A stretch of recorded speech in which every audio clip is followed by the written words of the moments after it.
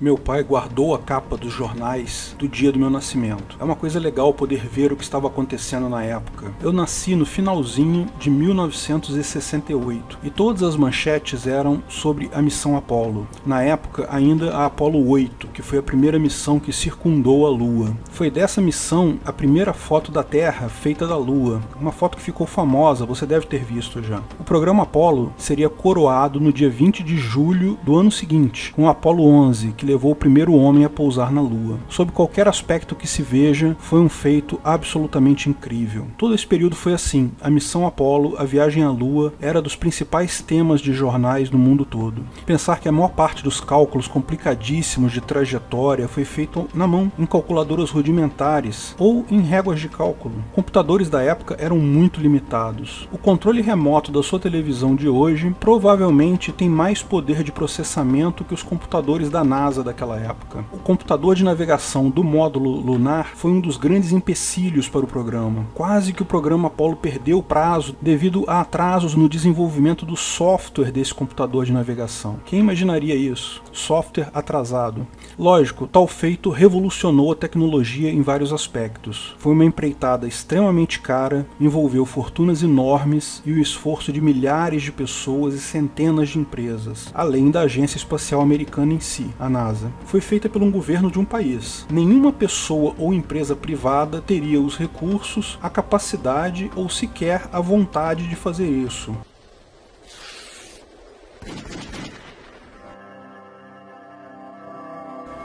Isso significa que, no anarcocapitalismo, jamais teríamos ido à Lua? Sim, com certeza, jamais teríamos ido à Lua. O anarcocapitalismo requer informação barata e abundante para ser economicamente viável, e tal coisa não existia na época. Só estamos chegando nesse ponto agora. De fato, se vivêssemos no Ancapistan na década de 1960, definitivamente não teríamos ido à Lua. Mas tenha em mente que, embora a missão Apollo tenha sido fantástica, os lucros e resultados trazidos por ela são altamente questionáveis. Todo o programa espacial americano foi um produto da Guerra Fria, em que uma das principais disputas dos Estados Unidos contra a União Soviética era ideológica, sobre qual seria a melhor organização social. A União Soviética tentava convencer outros países que o comunismo era a melhor organização social, e os Estados Unidos tentavam provar que o capitalismo, o livre mercado, é muito melhor.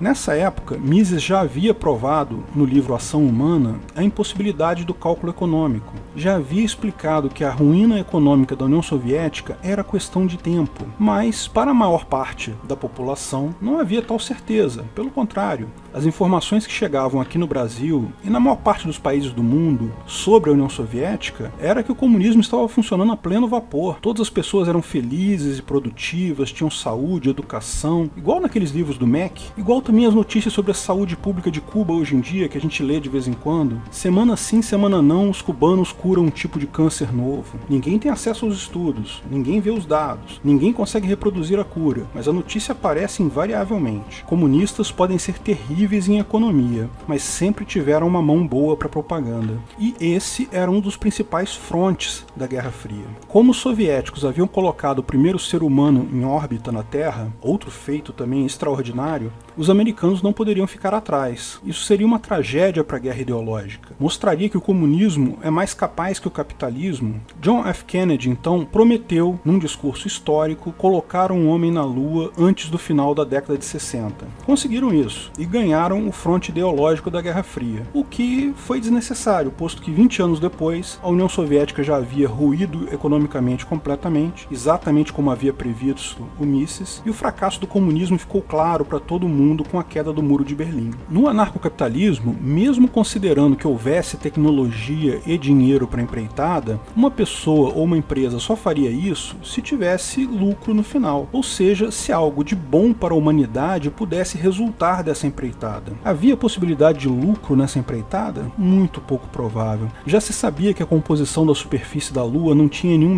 metal raro, nada que pudesse ser minerado e dar dinheiro. Uma vantagem econômica da Lua é a possibilidade de ser usado como um trampolim para exploração de asteroides. Como a gravidade lá é menor que a gravidade na Terra, requer-se muito menos energia para lançar um foguete a partir da Lua. Mas é ainda melhor lançar foguetes a partir de satélites artificiais, onde a gravidade é desprezível. Então não há, de fato, fato, vantagem alguma se chegar até a Lua. A prova disso é que ninguém nunca mais voltou lá. Anarcocapitalistas teriam tomado a decisão certa. Deixa a Lua para lá e vamos focar em satélites artificiais. Claramente essa era a resposta. Afinal, o que resultou dessa corrida espacial? Bom, em termos de exploração da Lua, bem pouco. Existem algumas pedras e amostras de solo lunar que podem ser usadas em pesquisas, mas nada de extraordinário. Lógico, aprendemos muita coisa com o processo. Várias tecnologias que temos hoje, que usamos hoje no nosso dia a dia, surgiram do processo de tentar levar o homem à Lua. O revestimento antiaderente, o Teflon, respiradores artificiais portáteis, técnicas de previsão do tempo, baterias de alta capacidade, aparelhos médicos como tomógrafo, canetas esferográficas de boa qualidade, a lista é longa.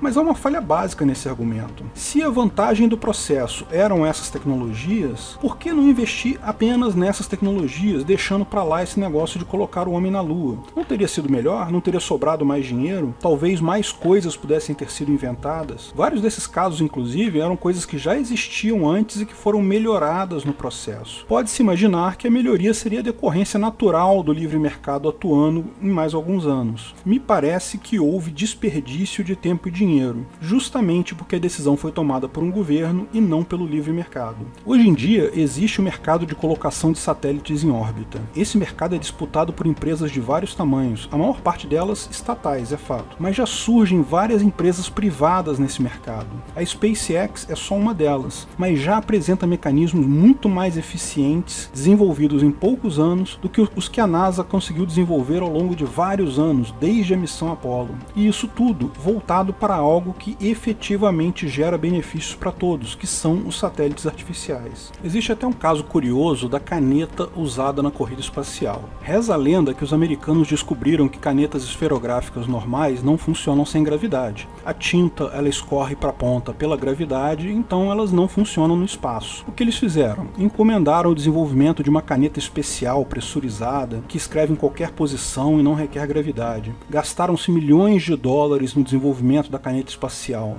Enquanto isso, os russos usavam lápis. Simples, né? Eu me lembro ouvir essa história na época da faculdade de engenharia que eu fiz numa universidade federal brasileira. Onde mais iríamos ouvir histórias sobre a superioridade russa, não é mesmo? Anos depois, pesquisando na internet, descobri que a história não foi bem essa, não. No início da corrida espacial, tanto russos quanto americanos usavam lápis. É a escolha óbvia. O problema é que a grafite do lápis gera pequenos resíduos de carbono quando você escreve. Aqui na Terra isso não é problema porque o pozinho cai no chão. No espaço, esse pó de carbono fica flutuando na cápsula. E lembre-se, carbono é condutor de energia elétrica. Uma partícula dessa que caia num circuito elétrico dá curto-circuito, incêndio, lá se foi seu módulo lunar. A NASA não pagou pelo desenvolvimento da caneta. Uma empresa particular investiu uma grana do próprio bolso para desenvolver a caneta antigravidade e vendeu cerca de 2.000 unidades para a NASA, por um preço um pouco acima do valor de uma caneta normal do mercado. A empresa teve lucro porque vendeu também os seus produtos no mercado. Era uma boa caneta, e ainda tinha propaganda de que era a caneta usada pela NASA. Mas e os russos? Se eles não usavam lápis, como é que eles resolveram a questão então? Isso só foi descoberto muitos anos após a queda do Muro de Berlim, porque obviamente era um segredo militar. Sabe como eles faziam? Eles compravam as canetas no mercado americano, as exatas mesmas canetas. A conquista da Lua foi um feito absolutamente impressionante, mas eu tenho minhas dúvidas se foi a melhor decisão para aquela época. Mas não tenho dúvidas quanto ao futuro. Quando houverem viagens interplanetárias para turismo e exploração daqui a algumas décadas, elas já vão existir no Ancapistão, impulsionadas exclusivamente pela busca de lucro por empresas privadas. Se você gostou do vídeo, não esqueça de curtir e compartilhar. Comente abaixo se tiver qualquer dúvida ou se quiser sugerir novos temas. Se inscreva no canal e clique no sininho para ser avisado de novos vídeos. Lançamos vídeos novos todas as sextas-feiras, eventualmente algum vídeo extra durante a semana. Agradeço a todos os nossos apoiadores no Patreon, Apoia-se e Subscribestar, principalmente nossos apoiadores VIPs, arianobre.com.br, Bob Dias, Bruno Brinatti, Cláudio Góes, Delcio de Castro Júnior, Keller, Fabrício Biasotto, Gabriel Carres, Matheus Azevedo, Matheus Carvalho Silva, Matheus Nardi, Onias Vieira Júnior, Raul Batista, Rafael Andrade, Rodrigo Andolfato, Thiago Abreu, Washington Matos Poloto. Se quiser contribuir com o canal, ajudar na divulgação do anarcocapitalismo, veja na descrição do vídeo de que formas você pode fazer isso.